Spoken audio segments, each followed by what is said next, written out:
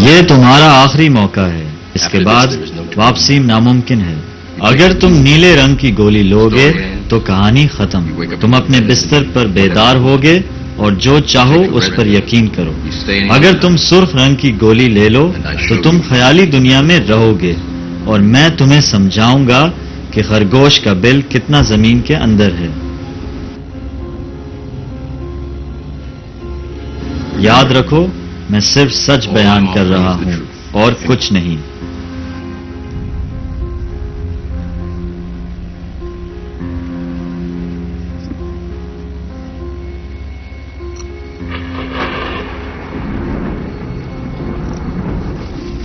میرے پیچھے آؤ۔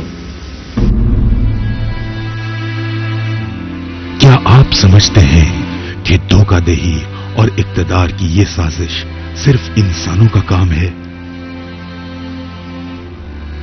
جب آپ اس ایلیٹ کی تاریخ کا مطالعہ کرتے ہیں تو آپ کو علم ہوگا کہ ان کے تمام منصوبے ایک اسکیم کے تحت سامنے آتے ہیں۔ اس ایلیٹ اور کالے علوم کی خفیہ تنظیموں کے یہ منصوبے تو ان کی زندگیوں میں تکمیل نہیں پائیں گے، لیکن پھر بھی یہ کیوں سرگرم ہیں؟ کیونکہ ان منصوبوں کے مقاصد عام انسانوں نے نہیں طے کیے ہیں، بلکہ ایک پراسرار خواہش اس کے پیچھے ہے۔ ان لوگوں نے دنیاوی آسائشوں، دولت اور طاقت کے لیے اپنی روحیں بیچ ڈالی ہیں۔ اب وقت آ گیا ہے کہ اس معاملے کو حل کیا جائے۔ جھوٹے مسیحا کو اسلام میں دجال کہا گیا ہے۔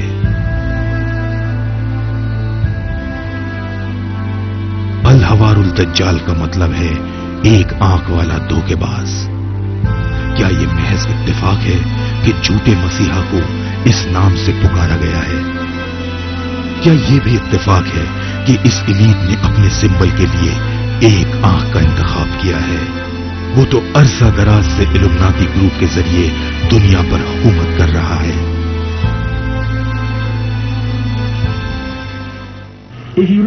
اس سیل کے پیچھے ایک آنکھ والی ایک مخروطی عمارت ہے۔ یہ میسونک پروجیکٹ ہے جس میں نیچے لکھا ہے یعنی ان کا خدا ان سے خوش ہے۔ دوسرے لفظوں میں جس خدا پر وہ یقین رکھتے ہیں وہ ان کے پروجیکٹ سے خوش ہے۔ سوال یہ ہے کہ آخر وہ پروجیکٹ ہے کیا جس سے ان کا خدا خوش ہے؟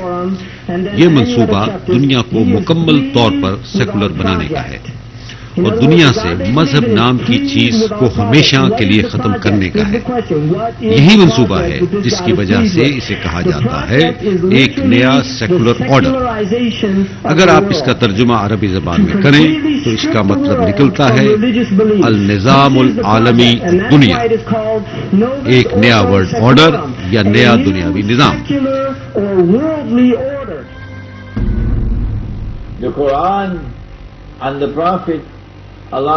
قرآن میں اور خود حضرت محمد صلی اللہ علیہ وسلم نے بھی یاجوج ماجوج کی جانب اشارہ کیا ہے۔ یہ کون ہیں؟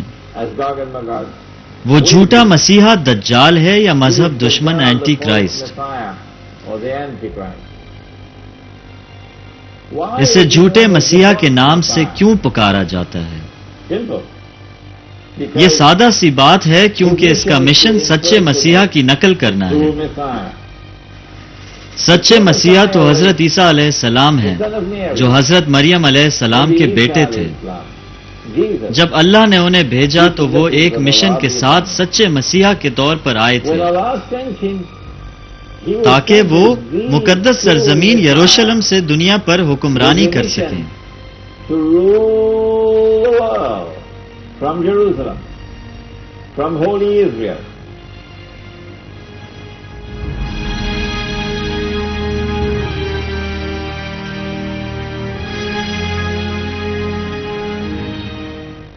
And so دجال ان کے اس مشن کی تکمیل کرنے کے قریب ہے۔ اللہ تعالیٰ کے پیغمبر حضرت محمد صلی اللہ علیہ وسلم نے اپنی زندگی میں ہمیں بتایا تھا کہ دجال دنیا میں آئے گا اور 40 روز تک زندہ رہے گا۔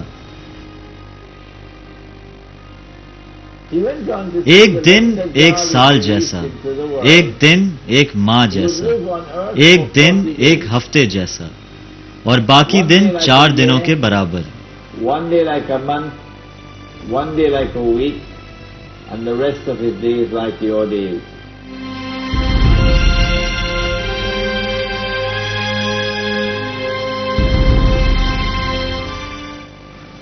جب ایک دن ایک سال کے برابر تھا، اس وقت برطانیہ دجال کا ہیڈ کوارٹر تھا، اور جب ایک دن ایک ماہ کے برابر تھا، اس وقت دجال کا مرکز امریکہ تھا، اور جب ایک دن ایک ہفتے کے برابر ہوگا تو وہ آخر کار مقدس سرزمین پر آئے گا۔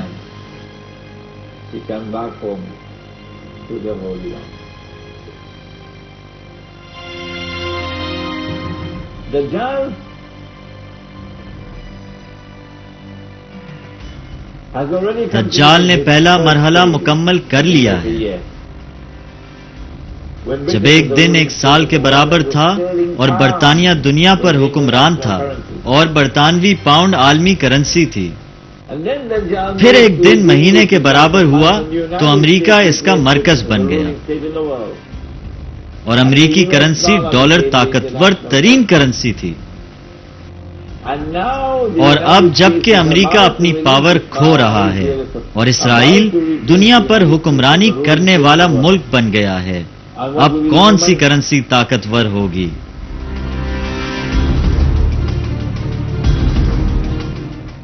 جواب: امریکی ڈالر پر حملہ ہوگا۔ ڈالر اتنا کمزور ہو جائے گا کہ دنیا کی تمام کرنسیاں اس کے ساتھ ہی تباہ ہو جائیں گی، اور اس کے بعد کوئی کرنسی نہیں ہوگی۔ تو پھر اسرائیل کون سی کرنسی استعمال کرے گا جس کے ذریعے دنیا کو غلام بنایا جا سکے، جس طرح امریکہ نے ڈالر کو استعمال کیا تھا؟ جواب: اسرائیل ایک نظر نہ آنے والی کرنسی استعمال کرے گا، ایسی کرنسی جس کو محسوس نہیں کیا جا سکتا ہو۔ یہ الیکٹرانک کرنسی ہوگی، اور اس سلسلے میں عجیب اور خطرناک بات یہ ہے کہ یہ الیکٹرانک منی عالمی بینکنگ سسٹم کے ذریعے چلے گی، جس کو یہودی بینکنگ سسٹم کنٹرول کرتا ہے۔ یہ کوئی غلط بیانی نہیں ہے، یہ کوئی بیکار بات بھی نہیں ہے، یہ بالکل سچ ہے۔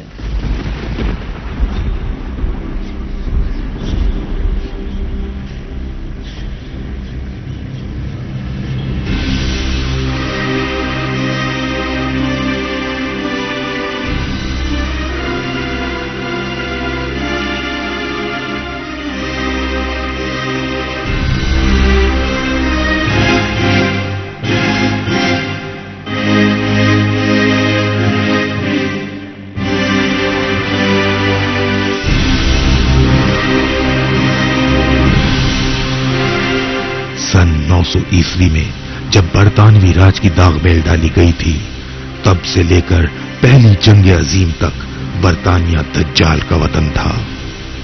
اس وقت ایک دن ایک سال کے برابر تھا، لیکن پہلی اور دوسری جنگ عظیم کے بعد طاقت کا توازن امریکہ کی طرف ہو گیا۔ اس وقت ایک دن ایک مہینے کے برابر تھا، اور 9/11 کے بعد طاقت اسرائیل کی طرف ٹرانسفر ہو گئی۔ تب سے ایک دن ایک ہفتے کے برابر ہے، اور ہم اسی دور میں زندہ ہیں۔ اس تاریخ کے بعد سے امریکہ نے مشرق وسطی میں 10 سے زیادہ ممالک میں اپنے فوجی اڈے قائم کر دیے ہیں۔ اس طرح امریکہ نے اسرائیل کے دارالحکومت کو محفوظ بنا کر نئے ورلڈ آرڈر کا مرکز قائم کر دیا ہے۔